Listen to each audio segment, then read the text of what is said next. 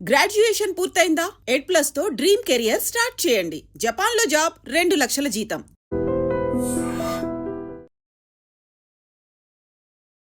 నమస్తే, welcome to I dream. నేను వలి.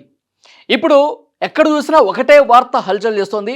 Singer Mangli 150 కోట్ల రూపాయల వరకు పెద్ద ఎత్తున ఒక స్కామ్ చేశారు అనే వార్త వినిపిస్తోంది. ఎక్కడ చూసినా సోషల్ మీడియాలో ఇదే వార్త కనిపిస్తోంది. అయితే సింగర్ మంగ్లీ 150 కోట్ల రూపాయల స్కామ్కి సంబంధించి ఆమె ఇంతకుముందు మాట్లాడారు. అడ్వకేట్ సుబ్బారావు మీద కేసు పెట్టి అతని మీద చర్యలు తీసుకోవాలని చెప్పి సిపి సజ్జనార్ గారిని కూడా కలిసి, నాకు ఈ కేసుతో ఏం సంబంధం లేదు, అతను ఫేమ్ కోసం పాకులాడుతున్నాడు, మంగ్లీ పేరు బయటికి తీసుకొస్తే నేను ఫేమ్ అయిపోతాను, తద్వారా బిగ్ బాస్కి వెళ్తాను, ఇలాంటి ఆలోచన ధోరణితో నా పేరు తీసుకొచ్చి నన్ను బద్నాం చేసే ఒక కుట్రపూరితంగా చేస్తా ఉన్నాడని చెప్పి రివర్స్గా కేసు పెట్టినటువంటి పరిస్థితుంది. అసలు నిజంగా మంగ్లీ గారి మీద ఇప్పుడు కొన్ని అనుమానాలు కనిపిస్తాయి. ఎందుకంటే బాధితులు చెప్తున్నటువంటి దాన్ని బట్టి, ఈ అడ్వకేట్ చెప్తున్నటువంటి విషయాన్ని బట్టి, ఈ మధ్య కాలంలో 2-3 రోజుల్లో జరిగినటువంటి పరిణామాలను బట్టి చూస్తే మంగ్లీ గారిని క్వశ్చన్ చేసే పరిస్థితి కనిపిస్తోంది. మంగ్లీ గారి మీద కొన్ని అనుమానాలు బలంగా లేవనెత్తుతున్నటువంటి పరిస్థితి కనిపిస్తోంది. అసలు ఈ కేసు ఏంటి? ఈ 150 కోట్ల స్కామ్ ఏంటి? అసలు ఎలా స్టార్ట్ అయింది? దీని వెనకాల కారణం ఏంటి? ఇదంతా కూడా ఒక్కసారి ఎక్స్ప్లెయిన్ చేసే ప్రయత్నం చేస్తా. కొద్ది రోజుల క్రితం, దాదాపు 1 సంవత్సరంన్నర 2 సంవత్సరాల క్రితం అనుకుంటా, రమావత్ మధు, తర్వాత భరత్ చౌహాన్, శైలజా చౌహాన్, మంగ్లీ తమ్ముడు శివ చౌహాన్, వీళ్ళు అనంతపురం, కర్నూలు, తర్వాత తెలంగాణలో కూడా మహబూబ్ నగరు, నల్గొండ, మెదక్, సో ఇలా చాలా చోట్ల వీళ్ళు డబ్బులు వసూలు చేశారు. రమావత్ మధు ఆ గ్రూప్లో ఎవరైతే ఉన్నారో వాళ్ళందరూ కూడా, మేము హాస్పిటల్ కడతా ఉన్నాం, ఒక పబ్ కడతా ఉన్నాం, తర్వాత ఒక స్కూల్ కడతా ఉన్నాం, ఒక సిమెంట్ ఫ్యాక్టరీ కట్టబోతున్నాం, దీని వెనకాల మంగ్లీ గారు ఉన్నారు, మంగ్లీ గారి పేరు చెప్పి వాళ్ళ దగ్గర డబ్బులు వసూలు చేసినటువంటి పరిస్థితి ఉంది. చాలామంది దగ్గర అంటే ఆశ చూపించారు, మీకు పెద్ద ఎత్తున ఇంట్రెస్ట్లు ఇస్తాం. ఎవరైతే 5 లక్షలకు పైబడి ఇచ్చారో వాళ్ళకి ఇంట్రెస్ట్లు ఇవ్వడంతో పాటు 4 సెంట్ల భూమి కూడా మీ పేరు మీద రిజిస్ట్రేషన్ చేపిస్తాం, డబ్బులు పెట్టండి, అధిక లాభాలు గడించండి అని చెప్పి ఈ విధంగా మంగ్లీ గారు ప్రస్తావన తీసుకొచ్చి మంగ్లీ గారి పేరు పడి, ఎందుకంటే ఇందులో శివ చౌహాన్ మంగ్లీ తమ్ముడే ఉన్నాడు, మంగ్లీ తమ్ముడిని కూడా చూపించారు కాబట్టి ఓహో ఇది నిజంగా మంగ్లీ అంటే పెద్ద సింగరు, ఆమె 2 తెలుగు రాష్ట్రాల్లో గొప్ప పేరు ప్రఖ్యాతం ఉన్నటువంటి సింగర్గా ఉంది, కోట్ల రూపాయలు సంపాదిస్తోంది, మన డబ్బులు ఎక్కడికి పోవు అని చెప్పి నమ్మి, అందులో కూడా మన బంజారా కమ్యూనిటీకి సంబంధించిన వాళ్ళే, మన మనుషులే మనల్ని ఎట్లా మోసం చేస్తారని చెప్పి బాధితులు గుడ్డిగా నమ్మారు. సెలబ్రిటీ పేరు చెప్పారు, ఆమె ఉంది కాబట్టి మనకి నిజంగా లాభాలు వస్తాయి అని చెప్పి ఆశపడి చాలామంది లక్షల రూపాయలు ఇచ్చారు. ఆ లక్షల రూపాయలు తీసుకున్న తర్వాత కొన్ని రోజులు ఆ ఇంట్రెస్ట్లు చూపించారండి.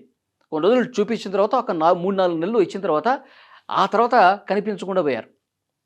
ఫోన్ చేస్తే రేపు మాపు అని చెప్పి అనడం, కొన్నిసార్లు ఫోన్ కనెక్ట్ కాకపోవటం, అసలు ఇంట్రెస్ట్లు మాట దేవుడు ఎరుగు, అసలు ఇచ్చే పరిస్థితి కూడా లేకపోవటం, ఇవంతా గందరగోళానికి గురై వందల సంఖ్యలో బాధితులు రోడ్డున పడ్డటువంటి పరిస్థితుంది. రూపాయి కష్టపడి శ్రమించి కూలి పనులు చేసుకుని, పొలం పనులు చేసుకుంటూ, చిన్న వ్యాపారాలు చేసుకుంటూ, ఏదో మన బతుకు మారుతుందేమో, కొన్ని 4 రూపాయలు మన చేతికి వస్తాయేమో, ఇలా ఆలోచించినటువంటి పేదవాళ్ళందరూ కూడా ఇప్పుడు రోడ్డున పడి ఏం చేయాలో అర్థం కాని పరిస్థితుల్లో కేసులు పెట్టి వాళ్ళు అసలు వాళ్ళు కళ్ళ ముందు శూన్యం కనిపించింది. అడ్వకేట్ సుబ్బారావుని వాళ్ళు సంప్రదించారు, మాకు న్యాయం చేయండి సార్, మీరైనా ఏదో రకంగా న్యాయం చేయండి, మా డబ్బులు మాకు ఇప్పించండి, మాకు వడ్డీ ఆశ లేదు, మాకు లాభాల ఆశ లేదు, కనీసం మేము ఇచ్చినటువంటి డబ్బులైనా మాకు ఇప్పించండి అని చెప్పి వాళ్ళు ప్రాధేయపడే పరిస్థితికి వచ్చారు. అప్పుడు ఈ అడ్వకేట్ సుబ్బారావు అనేటువంటి వ్యక్తి డైరెక్ట్గా మంగ్లీ గారిని కాంటాక్ట్ చేసే ప్రయత్నం చేశారు.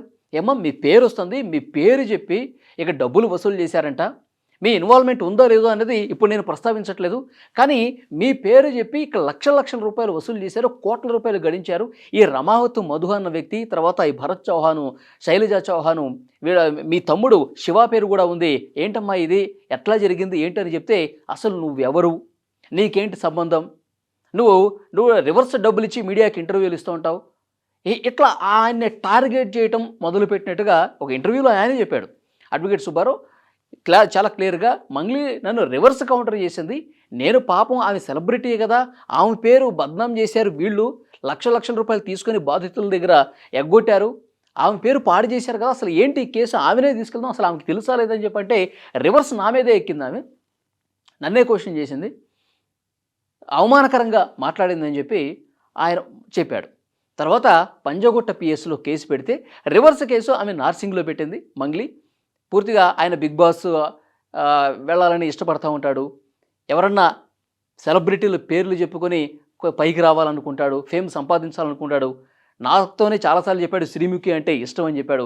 ఇవన్నీ కూడా మాట్లాడి కొంత గందరగోళపరిచే ప్రయత్నం చేశారు.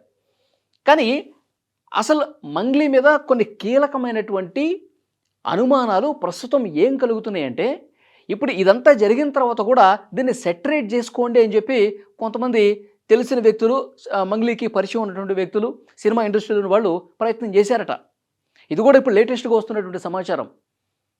ఇప్పుడు ఈ పోలీస్ స్టేషన్ దగ్గర గందరగోళం జరగకముందు పోలీస్ స్టేషన్లో ఆయనకి మందు తాగొచ్చాడు అని చెప్పి బ్రీత్ అనలైజర్తో టెస్ట్ చేశారు కదా, దానికంటే ఒకరోజు ముందు ఒక తెలిసిన వాళ్ళ ఇంట్లో ఒక మీటింగ్ ఏర్పాటు చేశారంట.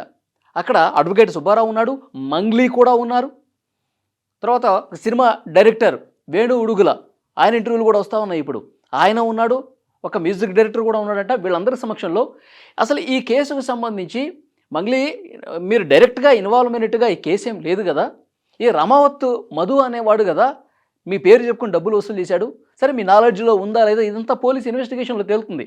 సో కాబట్టి మీరు అతని మీద ఎందుకు కేసు పెట్టలేదు, ఇంత జరుగుతుంది కదా అంటే నేను ఎందుకు పెట్టాలి, అసలు నువ్వు నన్ను ఎట్లా క్వశ్చన్ చేస్తావు అని చెప్పి ఆ మీటింగ్లో కూడా బెదిరించే ప్రయత్నం చేశారంట. మర్యాదగా ఈ కేసు వెనక్కి తీసుకుంటావా లేదా, లేదు అంటే కనుక నువ్వు ఇట్లాగే మొండిగా ఉంటే లారీతో గుద్ది చంపించేస్తాం, ఇలాంటి చాలా బెదిరింపు ధోరణులతో ఆ మీటింగ్ జరిగినట్టుగా ఇన్ఫర్మేషన్ వస్తుంది. సో వెంటనే అడ్వకేట్ సుబ్బారావు ఇక ఆ మీటింగ్ నుంచి వెళ్ళిపోయి డైరెక్ట్గా తర్వాత రోజు పోలీస్ స్టేషన్లో బాధితులతో కలిసి వచ్చి ఆయన కంప్లైంట్ ఇచ్చే ప్రయత్నం చేశాడు. కానీ నిజంగా మంగ్లీ ఈ కేసుతో ఎలాంటి సంబంధం లేకపోయి ఉంటే కనుక బాధితుల పక్షాన నిలబడాలి, నా పేరు చెప్పి డబ్బులు వసూలు చేశారు కాబట్టి బాధితులకి న్యాయం జరగాలి అని ఆమె అనుకుంటే కనుక మరి రమావత్ మధుని ఎందుకు ఈమె లైట్ తీసుకుంటోంది, రమావత్ మధు మీద ఇంతవరకు ఆమె ఎందుకు కంప్లైంట్ చేయట్లా, ఇది అడ్వకేట్ సుబ్బారావు మీద ఏమి ఆగ్రహం వ్యక్తం చేస్తుంది. కానీ అరే నా పేరు చెప్పుకొని లక్షలు వసూలు చేసి బాధితుల్ని రోడ్డు మీద పాలు చేశాడు కదా ఈ రమావత్ మధు అనే వ్యక్తి, ఇతని మీద కదా సార్ అడ్వకేటు సుబ్బారావు ఆయన ఏం మాట్లాడుతున్నాడో, సో అతని మీద కేసు పెడితే పెట్టచ్చు, కానీ మొదటగా కేసు పెట్టాల్సింది రమావత్ మధు మీద కదా, ఆయన మీద ఎందుకు పెట్టలేదు అంటే దానికి ఆన్సర్ లేదు. 150 కోట్ల రూపాయలు అతిపెద్ద స్కామ్ అసలు ఈమెకి తెలియకుండా ఏ విధంగా జరిగింది. వాళ్ళ బ్రదరే ఉన్నాడు ఇందులో, శివా చౌహాన్ అని. ఒకరోజు ఇంటికి అప్పుడు అంతా బాగున్న రోజుల్లో మంగ్లీ ఇంట్లో ఉన్నప్పుడే వాళ్ళందరూ కూడా కలిసి వచ్చారు. ఆ రోజు సెల్ఫీ తీసుకుంటానంటే ఇప్పుడు సెల్ఫీ వద్దని చెప్పి ఫోటోలకి వీడియోలకు వద్దని చెప్పేసి మంగ్లీని అన్నదని చెప్పి కొంతమంది బాధితులు చెప్తా ఉన్నారు. సో ఇది ప్రధానంగా అనుమానం వ్యక్తం చేస్తున్నటువంటి పరిస్థితి ఉంది. 150 కోట్ల రూపాయలు అంటే ఇది చిన్న విషయం కాదు. బాధితులందరూ కూడా రెక్కలు ముక్కలు చేసుకొని వాళ్ళు చాలా కష్టపడి సంపాదించినటువంటి సొమ్ము అంతా ఏదో ఆశపడి మంగ్లీ ఉంది కాబట్టి మన డబ్బులు మనకు వస్తాయి సేఫ్ కాబట్టి డబ్బులు పెట్టామని చెప్పేసి అంటూ ఉన్నారు. నిజంగా మంగ్లీ అసలు ఏమీ తెలియకపోతే, ఈ స్కామ్ గురించి అసలు ఏమీ చేయకపోతే, దీని గురించి ఎలాంటి అవగాహన లేకపోతే అసలు ఆ రోజు ఒక మీటింగ్ ఎందుకు పెట్టాల్సినటువంటి అవసరం ఉంది, అడ్వకేట్ సుబ్బారావుని పిలిపించుకొని సెటరేట్ చేసుకోవాల్సినటువంటి ఆలోచన ఎందుకు వచ్చింది, ఏమి ఇన్వాల్వ్మెంట్ లేకపోతే నేను లీగల్గానే ఫైట్ చేస్తాను, అడ్వకేట్ సుబ్బారావు నిజంగా నన్ను బదనాం చేస్తున్నాడు అని మీరు నిజంగా అనుకునుంటే కనుక అతన్ని పిలిపించి మాట్లాడాల్సినటువంటి అవసరం ఏమొచ్చింది, అసలు ఫ్రాడ్ చేసినప్పుడు గురించి అసలు ఎందుకు పట్టించుకోవట్లేదు. ఆ రోజు మంగ్లీ అతని మీద కేసు పెట్టిన తర్వాత బయటకు వచ్చి మీడియాతో మాట్లాడినప్పుడు అడ్వకేట్ సుబ్బారావు ఈ విధంగా చేస్తూ ఉన్నాడని చెప్పి మీరు అన్నప్పుడు బాధితుల గురించి మీరు మాట్లాడారు కదా, బాధితుల పక్షాన కూడా నేను నిలబడతాను అన్నప్పుడు మరి ఎక్కడ నిలబడ్డారు మీరు, బాధితుల గురించి అసలు ఎక్కడ మాట్లాడుతూ ఉన్నారు మీరు. కాబట్టి ఇవన్నీ కూడా చాలా కీలకమైనటువంటి సందేహాలు ఈ కేసులో కలుగుతున్నాయి. 150 నుంచి 200 కోట్ల రూపాయల ఫ్రాడ్ జరిగినటువంటి కేసు, నాకు ఏమాత్రం తెలియదు, నా పేరు వాడుకుని ఈ విధంగా చేశారని చెప్పేసి అంటున్నటువంటి మంగ్లీకి చాలామంది క్వశ్చన్ చేస్తున్నటువంటి పరిస్థితి ఉంది. ఈ వీడియో చూస్తున్న ప్రతి ఒక్కరు కూడా స్పందించండి.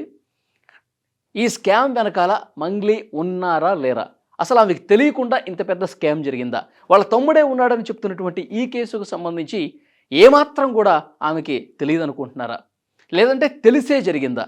తెలిసే జరిగినా ఈ కేసు నుంచి తప్పించుకోవటానికి ఒక పెద్ద డ్రామా ఇప్పుడేమన్నా కనిపిస్తోందా? మీరే అనుకుంటున్నారు? కామెంట్ చేయండి.